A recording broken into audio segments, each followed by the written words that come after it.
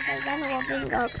स्त्री को देवी मानने की जरूरत नहीं है, उसकी पूजा करने की जरूरत नहीं है।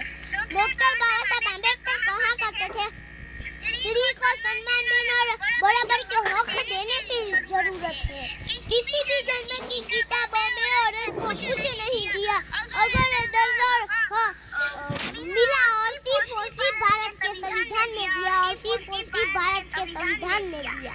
चमकी उठो 19મી સદીની એ સાવિત્રીબાઈ હતી, શિક્ષણની અમૃત ધારા જોઈને મહિલાઓની પાસે અને આ મુશ્કેલીઓની વચ્ચે સિંહને સમી જલ્દી ઉઠી, કમરસંદરી અને જોત સમી ઝલકી ઉઠી।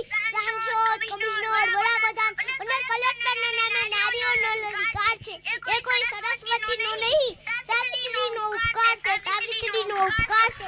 ધન્ય ધન્ય સાવિત્રીબાઈ તને, ધન્ય ધન્ય સાવિત્રીબાઈ તને।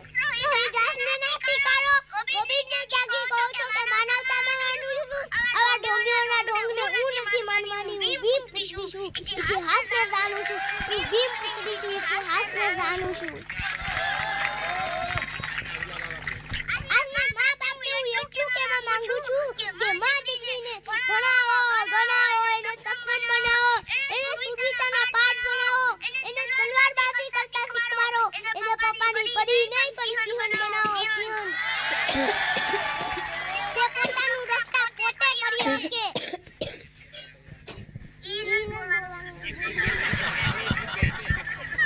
ગુલાબ સાબ જોઈએ, જીવન ખુલી કિતાબ જોઈએ, ખાવા મળે ભલે કના, ખાવા મળે ભલે કના, પણ સિંહ જેવો રૂઆબ જોઈએ, સાબ સિંહ જેવો રૂઆબ જોઈએ।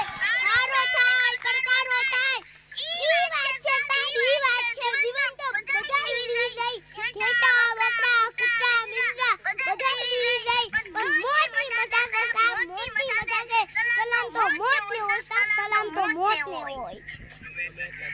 ગમે એટલા સમજદાર થઈ જાવ અને ગમે એટલા સક્ષમ થઈ જાવ, પણ દરેક માણસને એનું બાળપણ તો એકવાર યાદ આવી જાય।